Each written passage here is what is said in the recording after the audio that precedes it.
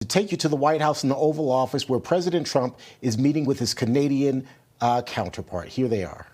I think I was probably the greatest thing that happened to him, but I can't take full credit. His party was losing by a lot, and he ended up winning. So I really want to congratulate him. It was probably one of the greatest comebacks in the history of politics, maybe even greater than mine. But I want to just congratulate you. That was a great election, actually. We were watching it with interest, and I think Canada chose a very talented person, a very good person, because we spoke before the election quite a few times. And it's an honor to have you at the White House and the Oval Office. And you see the new and improved Oval Office as it becomes more and more beautiful with love. You know, we handle it with great love and 24-karat gold. That always helps too. Right?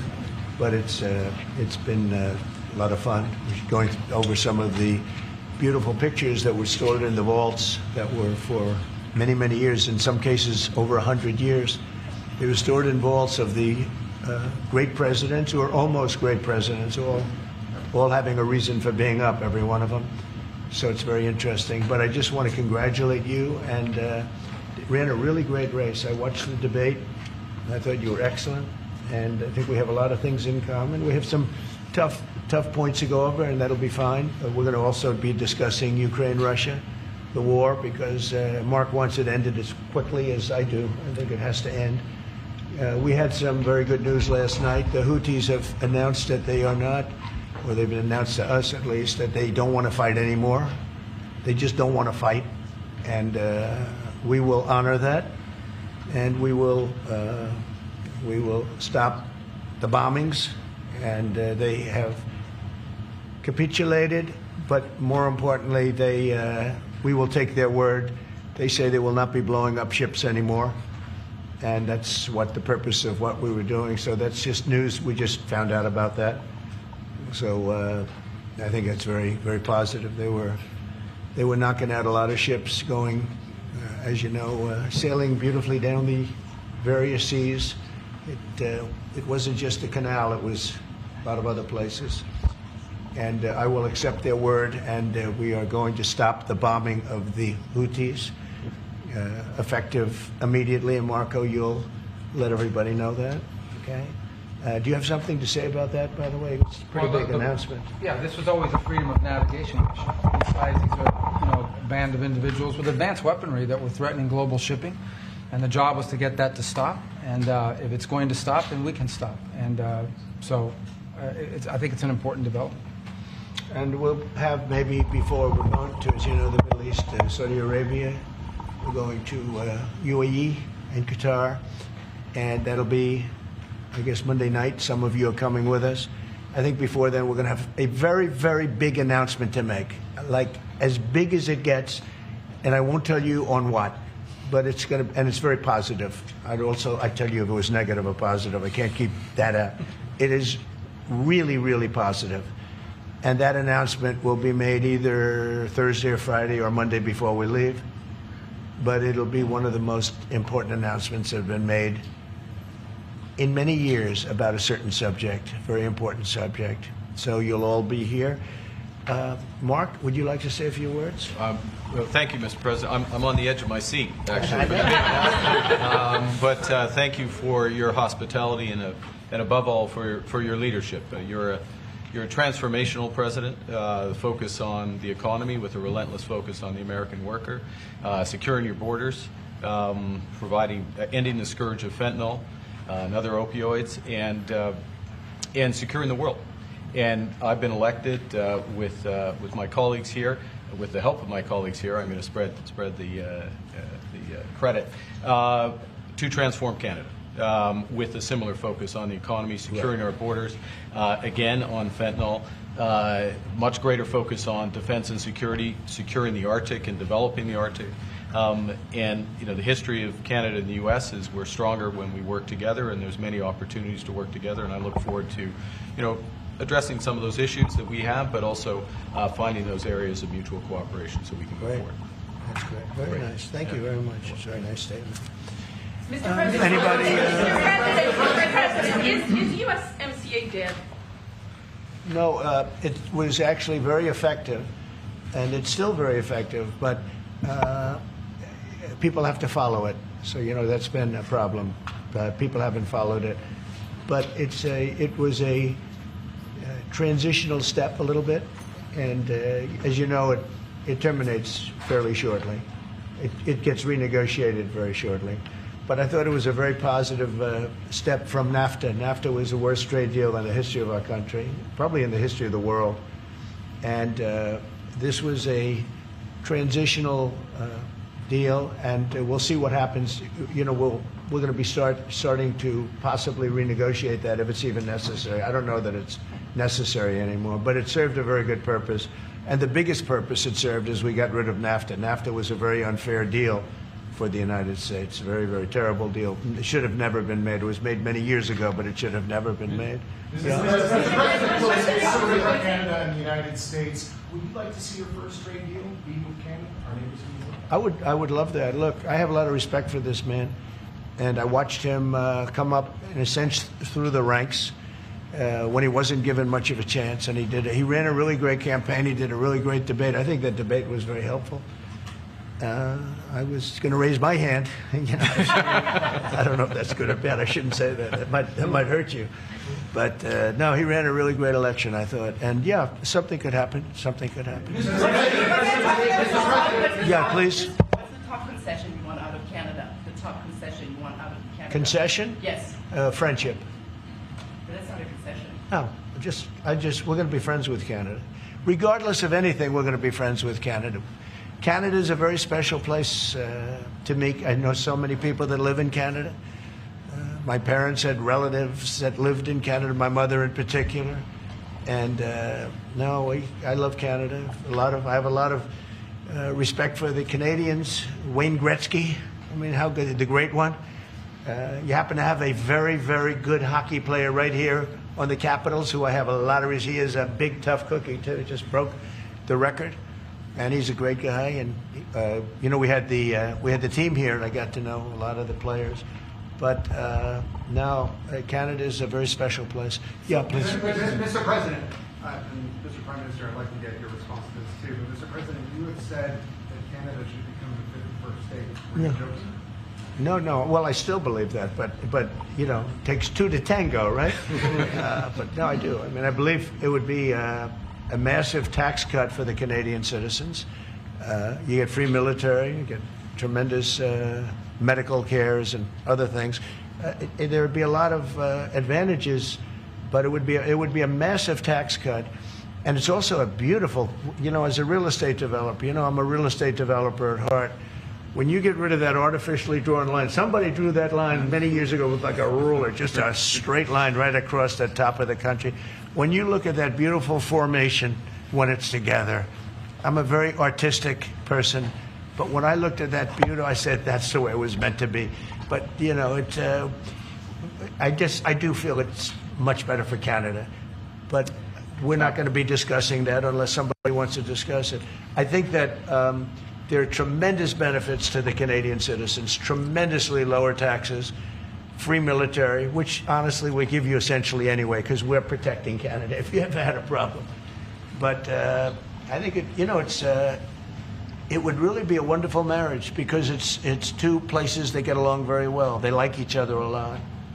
Well, if I may, as you know from real estate, there are some places that are never for sale. That's true. We're sitting in one right now, Buckingham Palace that you visited as well. That's true. And having met with the owners of Canada over the course of the campaign last several months, it's not for sale, won't be for sale ever. But the opportunity is in the partnership and what we can build together. And we have done that in the past. And part of that, as the President just said, is with respect to our own security. And my government is committed for a step change in our investment in Canadian security and our partnership. And I'll say this as well, that the President has revitalized international security, revitalized NATO, and us playing our full weight in NATO, and that will be part of it. And they have, I must say, Canada is stepping up the military participation because Mark knew, they were low, and now they're stepping it up, and that's a very important thing. But never say never. Never say never. Why don't we talk about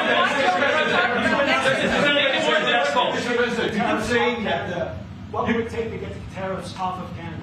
Well, we'll be talking about different things. Like, we want to protect our automobile business, and so does Mark.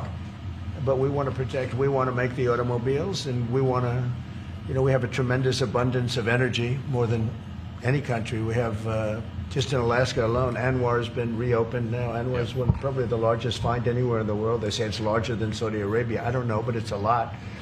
But we have tremendous amounts of energy. Other countries don't. We're both lucky in that way. They have energy. We have energy. We have more than we can ever use and more than we could ever sell, actually. And you have the same thing. So we're two countries that are very lucky. If you look at China, they don't have that. It's a big disadvantage. Other countries, most countries don't have. Most countries don't have that. So Canada and us, we have a lot of advantages over other places. When you consider what Mr. Carney just said, that Canada is not for sale, does this make the discussion a little more difficult to start on? No, not at all. No, not at all. No, time will tell. It's only time. But I say, never say never. I've had many, many things that were not doable, and they ended up being doable, and only doable in a very friendly way. But if it's to everybody's benefit, Canada loves us, and we love Canada. That's, I think, the number one thing that's important. But we'll see. I mean, over time, we'll see what happens. Mr. President, China. I was hoping you can clarify something. Earlier this morning on Capitol Hill, Secretary Bessent said that there had been no negotiations yet with China. You have said something different. They want to meet, and they're doing no business right now. And those ships are turning around in the Pacific Ocean. Big turn. Those are big ships. Those ships take about 10 miles to turn. And, we lost $1 trillion to China on trade because of an incompetent president that we had who preceded me, grossly incompetent. You're finding it out more and more now.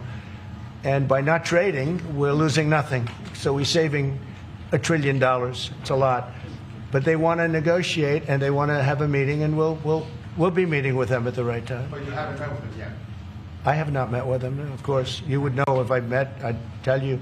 They want to meet, but, we are right now. Look, they're suffering greatly. Their economy is suffering greatly because they're not doing trade with the U.S. And they made most of their money off the U.S. Don't kid yourself. They don't make the money off other countries like this. And they were making. We had a trade imbalance. We had a deficit, or they had a surplus. Another way of saying it, of more than $1 trillion. Think of it, more than $1 trillion. And because of 145%, that's the only reason, but because of they have now 145% tariff, there's no trading. You can't trade with 145%.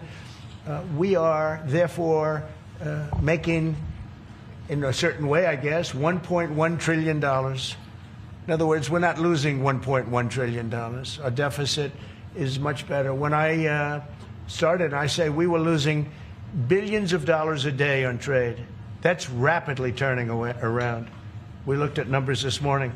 So we were losing, the United States during Biden was losing more than, I won't even give you numbers because they're so embarrassing, but billions of dollars a day on trade. Those numbers are rapidly turning between the tariffs. Don't forget, we're now getting 25% on cars, 25% on aluminum, 25% on steel, and maybe more importantly, massive numbers of companies are moving into the United States.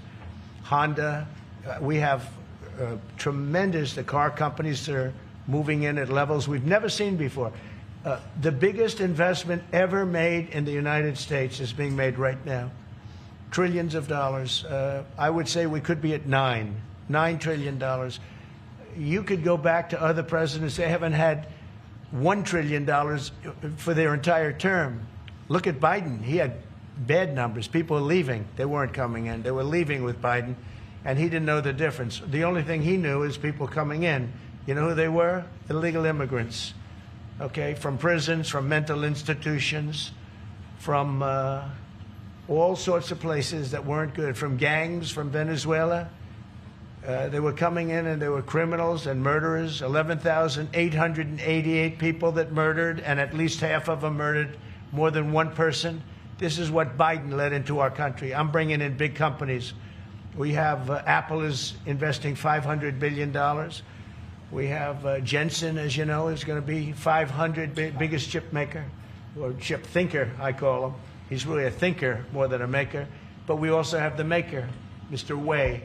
I get to know them all in the last, it was a cram course. But they're all moving into America because of the tariffs.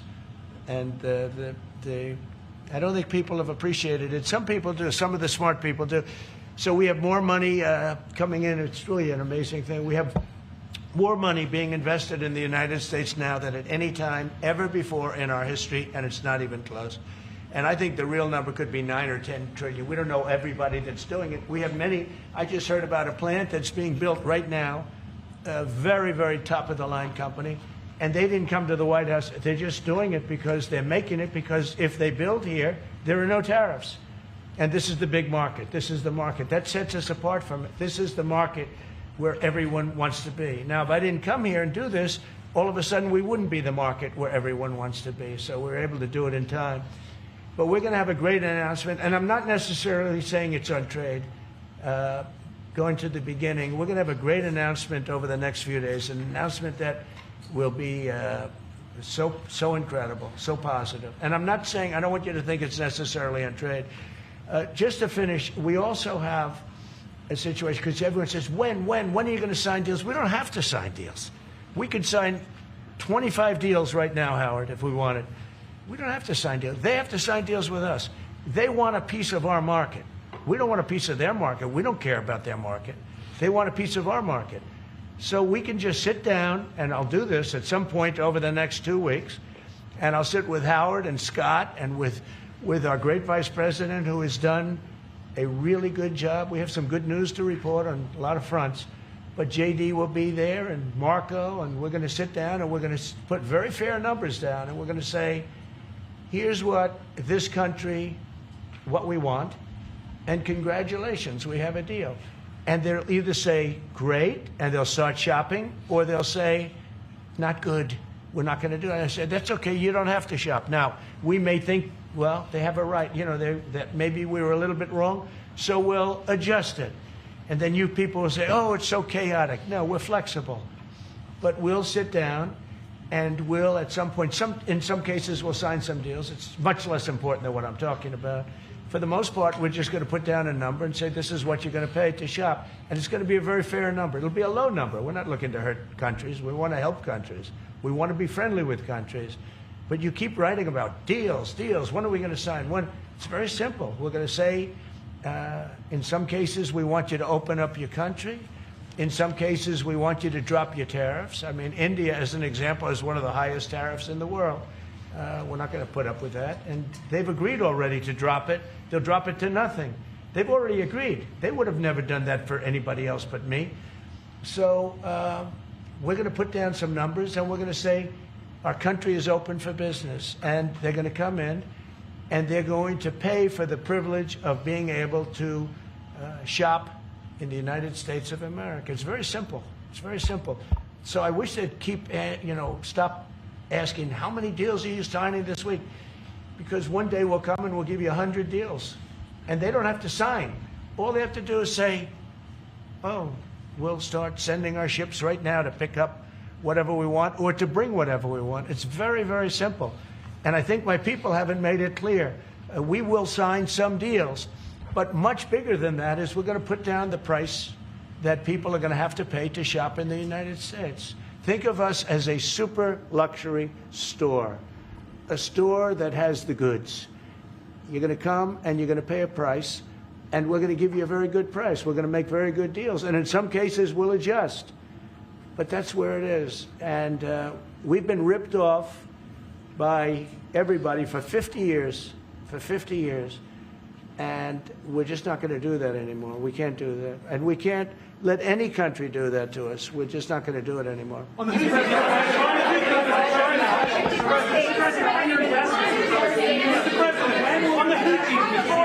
On the Houthis, can you tell us a bit more about the deal that you've reached with the Houthis that you No, mentioned? it's not at the a start? deal. They've said, please don't bomb us anymore, and we're not going to attack your ships. And where did you hear about that?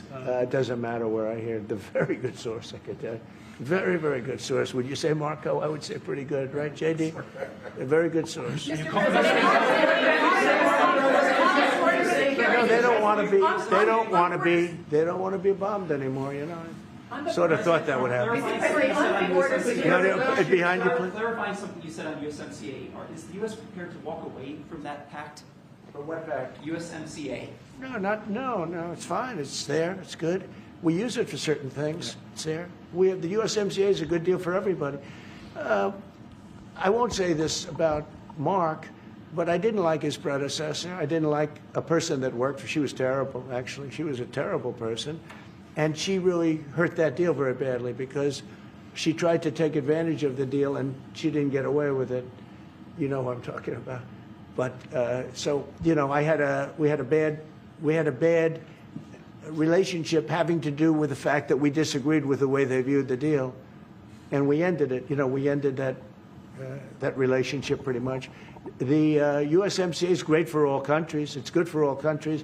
We do have a negotiation coming up over the next year or so to adjust it or terminate it. Mr. President, I'll say a word on USMCA if I may, Mr. President. It is a basis for a broader negotiation. Some things about it are going to have to change. And part of the way you've conducted these tariffs has taken advantage of existing aspects of USMCA. So it's going to have to change. There's other elements that are come, and that's part of what we're going to discuss. on border During the campaign, Prime Minister Carney talked about the American betrayal. How do you react if Canada decided not to shop in the American store as much as before and decided to partner with other countries? Well, we don't do much business with Canada from our standpoint. They do a lot of business with us. We're at like 4%, and usually those things don't last very long. You know, we have great things, great product. The kind of product we sell, nobody else can sell, including military. Look, we make the best military equipment in the world, and Canada buys our military equipment, which we appreciate. But we make the best military equipment in the world by far. The missiles, the submarines, everything. Everything we have is really top notch. I rebuilt our military during our last term. Stupidly, we gave some away to Afghanistan, which shouldn't have happened. But that was, I think it was the most embarrassing moment in the history of our country. It was just very incompetent people. But if you look, the man that's now the head of our Joint Chiefs, he led the attack on ISIS for me. That's why he's the head of the Joint Chiefs. And Raisin Kane, he was unbelievable. And as you know, we defeated ISIS in 3 weeks. It was supposed to take 5 years. We did it in 3 weeks. And he ran the campaign. I said, I like him. But I knew him before. I went to Iraq, and we agreed to a plan, and that was the plan. And as you know, we did it in record time. So we have the best equipment in the world. We have the best, a lot of things. And but Canada, it does a lot more business with us than we do with Canada. Yeah. Mr. President, can I ask your investments, Mr. President? When do you think the investments that you've announced, the trillions, will finally hit the economic data this year? When you're saying about the tariffs? No, about the investments that you've announced. You've announced. Oh, it's hitting right now. Look, they're already starting AI plants. These are not people that look for financing. That's a good thing. You know, in real estate, you get a site, then you have to look for financing. You have to get your zoning. You know, 5 years later, you start building. You get a bank, then the bank's no good. These people have massive amounts of cash. The CHIPS Act was a ridiculous thing because that doesn't get them to build. All we did is hand very wealthy companies money. The CHIPS Act that was done by Biden, billions. We give them billions of dollars. They don't even have to do anything with it. And then if you weren't, if you didn't have, and I don't want to be a wise guy, but if you didn't go with the DEI, if you didn't go with all of the different things woke, if you weren't woke, you couldn't even use the money. You had to have a certain percentage of this and that and that and that. It's impossible to have. The companies actually complained to me. They say they gave me all this money, but nobody can get these people to do anything. I mean, look, President Obama, and if he wanted help, I'd give him help because I'm a really good builder and I build on time, on budget. He's building his library in Chicago. It's a disaster. And he said something to the effect, I only want DEI, I only want woke. He wants woke people to build it. Well, he got woke people, and they have massive cost overruns. The job is stopped. I don't know. It's a disaster. And I don't like that happening because I think it's bad for the presidency that a thing like that should happen. He's got a library that's a disaster. And he wanted to be very politically correct, and he didn't use good, hard, tough, mean construction workers that I love, Marco. I love those construction workers. But he didn't want construction workers. He wanted people that like never did it before, and he's got a disaster in his hands. Like millions of dollars, really many millions of dollars over budget. And I would love to help him with it, or somebody else. I could recommend professionals. But it was not built in a professional manner. By the way, nor was in California a little train going from San Francisco to Los Angeles that's being run by Gavin Newsom, the governor of California. Did you ever hear of Gavin Newsom? He has got, that train is the worst cost overrun I've ever seen. It's like totally out of control. So then they said, all right, we won't go into San Francisco. We'll stop 25 miles short. And we won't go into Los Angeles. We'll stop 25 miles short. It's hundreds of billions of dollars for this stupid project that should have never been built. And then they realized that it would have been a lot less costly if we just gave limousine service back and forth and gave it free. They would have saved hundreds of billions of dollars. They have airplanes that go there for one 1/100th the cost, and they have cars. They have a thing called the highway that goes back and forth that's not fully utilized. And they got involved with this project. And Gavin, you know, I always liked Gavin. I had a good relationship with him. I just got him a lot of water. You know, I sent in people to open up that water because he refused to do it. And we just got him a lot of water. If they would have had that water, and if they would have done what I said to do, they wouldn't have had the fires in Los Angeles. Those fires would have been put out very quickly. But if you think about it, and you got to take a look at this, it's the worst cost overrun I've ever seen. I've watched a lot of stupid people build a lot of stupid things, but that's the worst cost overrun I've ever seen, what's happening between San Francisco and Los Angeles. And you ought to ask about that, because this government is not going to pay. I told our very great new Secretary of Transportation, he's doing a good job, Sean Duffy, I said, we're not going to pay for that thing. They are just, it's out of control. This is something that you don't have things like this. It's not even conceivable. Like 30 times over budget, 30 times. It's the craziest thing and now it's hundreds of, it was supposed to be a simple train. And I think the media should take a look at it. And I'd love him to run for president on the other side. You know, I'd love to see that. But I don't think he's going to be running, because that one project alone, well, that and the fires and a lot of other things, pretty much put him out of the race. Mr. President, what changes would you like to see to the USMCA? Or what changes would you like to make? We're going to work on some subtle changes, maybe. I don't even know if we're going to be dealing with the USMCA. We're dealing more with concepts right now. Look, right now, we're doing trade. We have trade. They're paying a tariff on cars and steel and aluminum. And I think we have a baseline of 10% or something like that for the tariffs. But we're getting along very well. Right now, going no further, but we have an agreement. We did something with even parts. You want to discuss that, Howard, with respect to Canada, which helps Canada out? Sure. So we've made an arrangement with car companies that 15% of their USMCA parts are included, and then 15% of foreign parts from the manufactured suggested retail price are not tariffed, to help domestic manufacturing really thrive. So it gave them a chance to be able to build their car parts factories if they're going to. A lot of these companies already have factories, and what they have to do is just fill them out. But they're able to build them in the United States, so we gave them a pretty substantial period of time. Just to clarify, Mr. President, is there anything the Prime Minister can say to you today to change your mind on tariffing Canada? Tariffing cars? Tariffing Canada. Is there anything he could say to you in the course of your meetings with him today that would get you to lift tariffs on Canada? No, Why not? just the way it is. What's your first state? If Canadians don't want it, would you respect that? Sure, I would. But this is not necessarily a one-day deal. This is over a period of time they have to make that decision. Yes, go ahead. Yeah, if I may. Respectfully, Canadians' view on this is not going to change on the 51st state.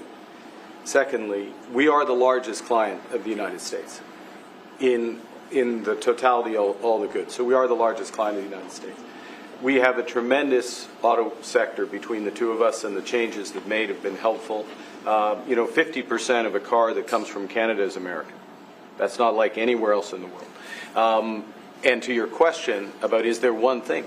No, this is a bigger discussion.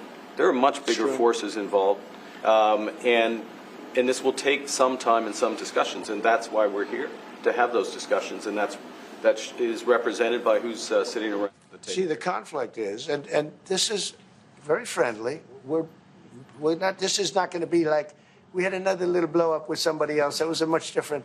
This is a very friendly conversation, but we want to make our own cars. We don't really want cars from Canada, and we put tariffs on cars from Canada, and at a certain point, it won't make economic sense for Canada to build those cars. And we don't want steel from Canada because we're making our own steel, and we're having massive steel plants being built right now as we speak.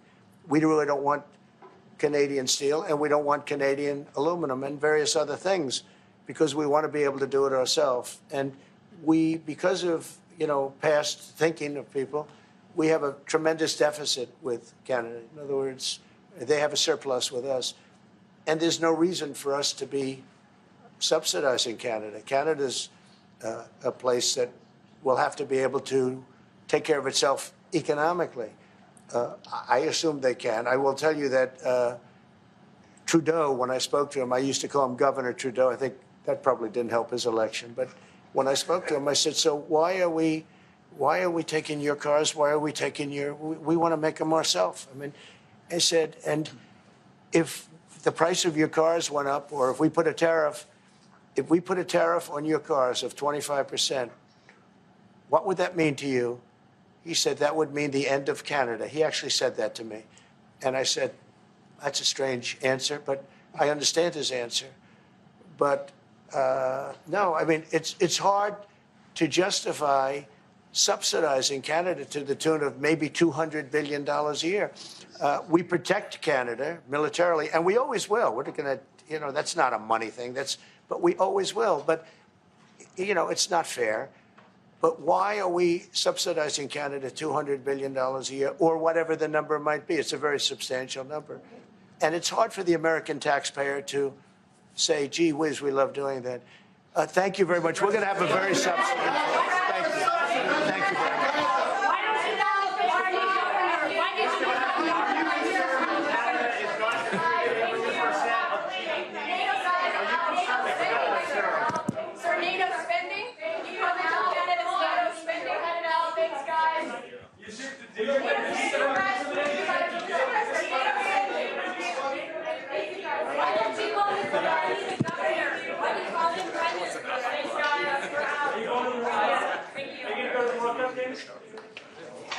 Makes no. Thanks, guys. Keep going. That was President Trump meeting with Canadian Prime Minister Mark Carney there